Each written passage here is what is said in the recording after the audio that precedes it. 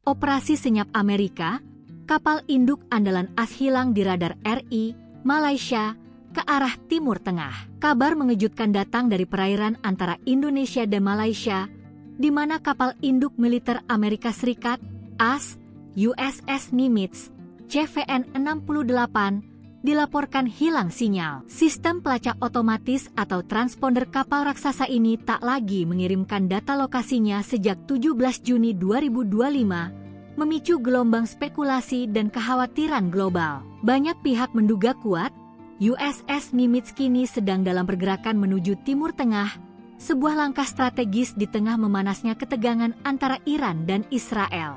Menurut data pelacakan kapal dari Marine Vessel Traffic, sinyal terakhir USS Nimitz tercatat pada 17 Juni 2025, sekitar pukul 9.03 waktu Indonesia Barat.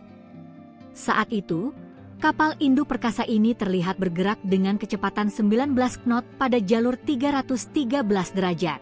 Namun, setelah titik koordinat tersebut, sinyal keberadaan kapal induk tersebut lenyap, mengindikasikan bahwa transpondernya telah dimatikan secara sengaja. Meskipun tujuan akhir kapal tidak tertera dalam sistem pelacakan publik, arah pergerakan USS Nimitz dan kelompok tempurnya secara jelas mengarah ke Teluk Persia.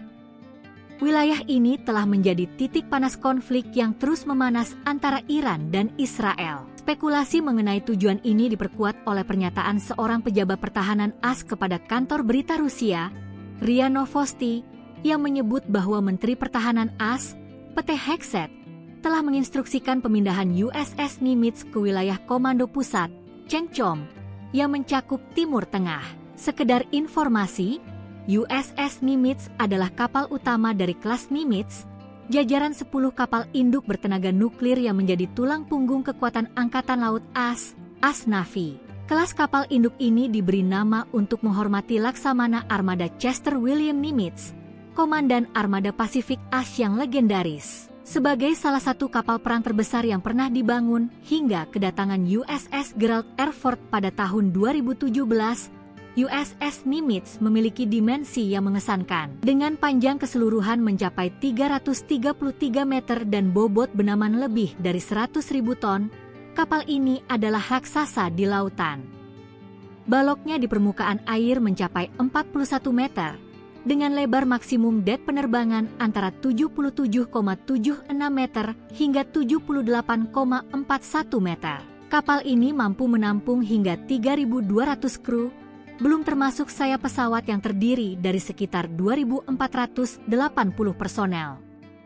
Alih-alih menggunakan propulsi turbin gas atau diesel listrik, USS Nimitz ditenagai oleh 2 reaktor air bertekanan A4W yang terpasang di kompartemen terpisah. Keunggulan tenaga nuklir ini memungkinkan USS Nimitz beroperasi selama lebih dari 20 tahun tanpa perlu pengisian bahan bakar, serta diperkirakan memiliki masa kerja lebih dari 50 tahun. Kapal induk ini pertama kali ditugaskan pada 3 Mei 1975.